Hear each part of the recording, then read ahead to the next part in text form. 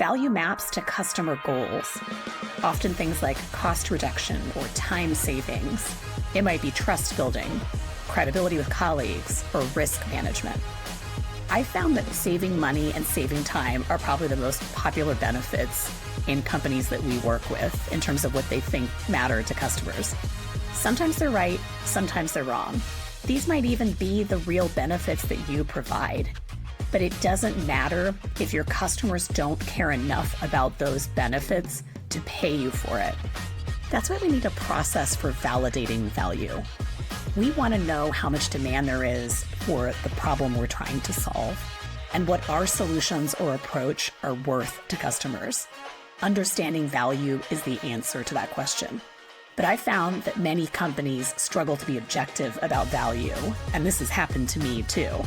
Stakeholders often confuse benefits with customer perception of value and end up being disappointed when they stop growing or when buyers become disinterested in the offer. I found that external validation cuts through the noise and it takes the bias and opinion wars out of the mix. So how do you validate value?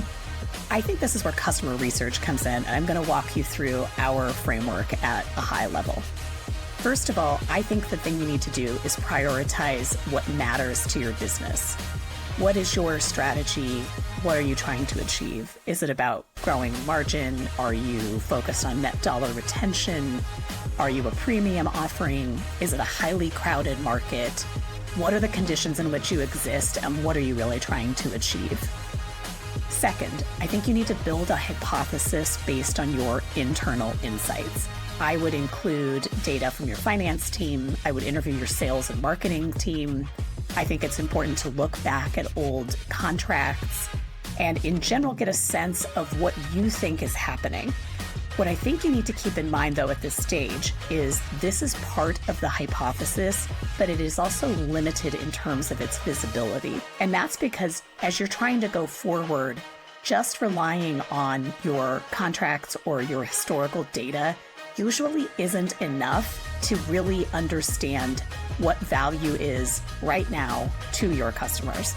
So the third step in our process is gathering customer insights through qualitative means. This is deep customer interviews.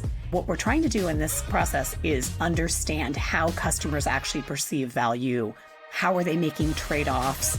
What do they not value or care about that we might be offering? This is usually really insightful to get a sense of what they aren't willing to pay for. It can be surprising and if not shocking to companies to see this data.